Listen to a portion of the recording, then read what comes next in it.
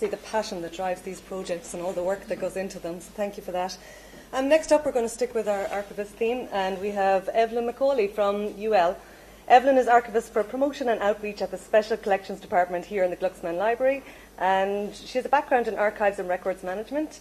Evelyn has worked with a range of archive repositories, both private and public. She joined the Glucksman Library just last year in December, where she has been working towards the development of a programme to promote and engage students and the wider community with the library's special collections and archives. Over to you, Evelyn.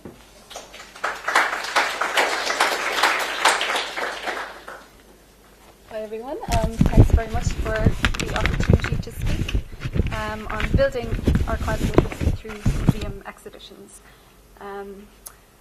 I am an archivist, and my focus is on promotion and outreach, and obviously a big part of that is going to be working to develop exhibitions and to promote them.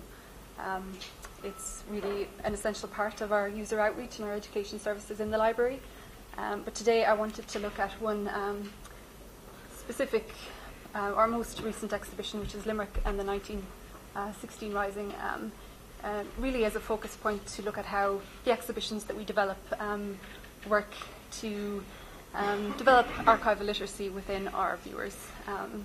And by archival literacy, I really mean the ability to find, to access, to interpret, and to use primary source materials. And I'm using the ACRL information standard because even though we've been working on the concept of archival literacy for well over a decade, still at this point we don't have any standards that deal specifically with the intricacies of how we find and we use this kind of information. So the daily papers, our aims here were really to highlight this one specific private papers and I suppose to tell something of a forgotten Limerick story. The Daly family were a really politically active family right throughout Ireland's fight for independence, particularly John Daly, who was the main focus of the exhibition. So we looked at his early Fenian activities in the 1880s, his prison experiences. We also looked at his political rise in Limerick following his return on his release. We understand that our exhibitions need to provide varying levels of interaction for different kinds of viewers, because some viewers, they will breeze through an exhibition space, others will stop and they will focus on a couple of items, and then others again will really want to interrogate everything in front of them and spend a long period of time trying to work out what it's all about.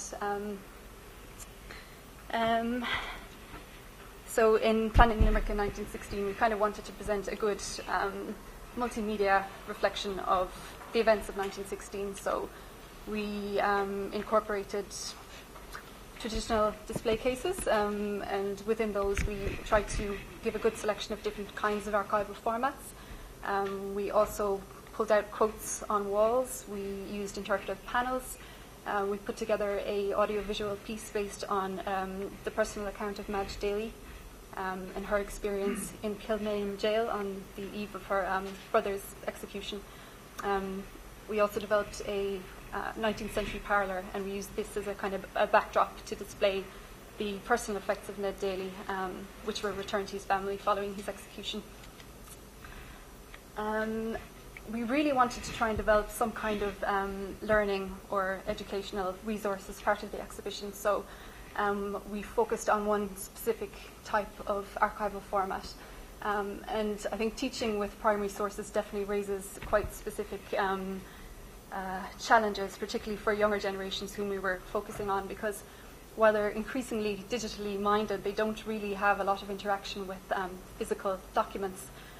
So we thought that by using these letters, we could give them a more clear understanding of what archival documents, how they function and what they're all about. We also put together, for the earlier years, we put together object-based learning classes based on the photographic component in the exhibition.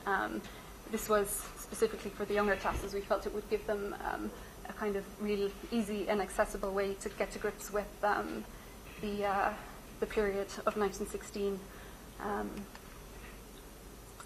Understanding that people are more and more engaged in online resources, we also wanted to develop a digital component. So you'll find it at limerick1916.ul.ie.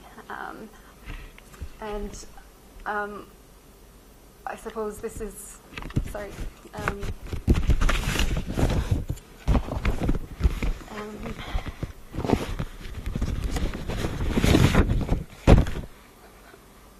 We thought that this would have the potential to reach a much wider audience, and also it has, as of last week, been selected for inclusion in the National Library's 1916 website, which is called Remembering 1916, Recording 2016. And also it has been selected for inclusion in the British Library's online digital archive. So in essence, the story that we have reinterpreted and retold will be made available for future generations of researchers. So I suppose that's another aspect of learning that we can provide. I think the experience definitely taught us that there is a place for the digital and also for the physical, with one complementing and leveraging the other. The physical museum offers visitors the chance to experience the real objects and to share their impressions with friends and family, whereas on the other hand, with the digital experience, you have a different layer of interpretation, hopefully broadening the collection's appeal.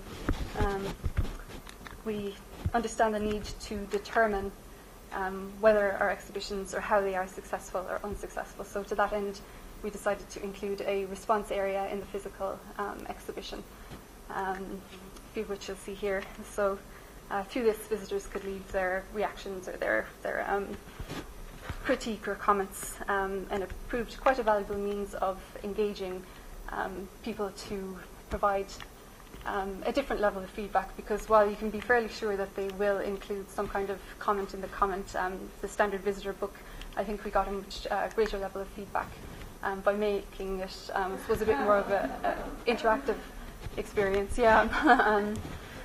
Yes.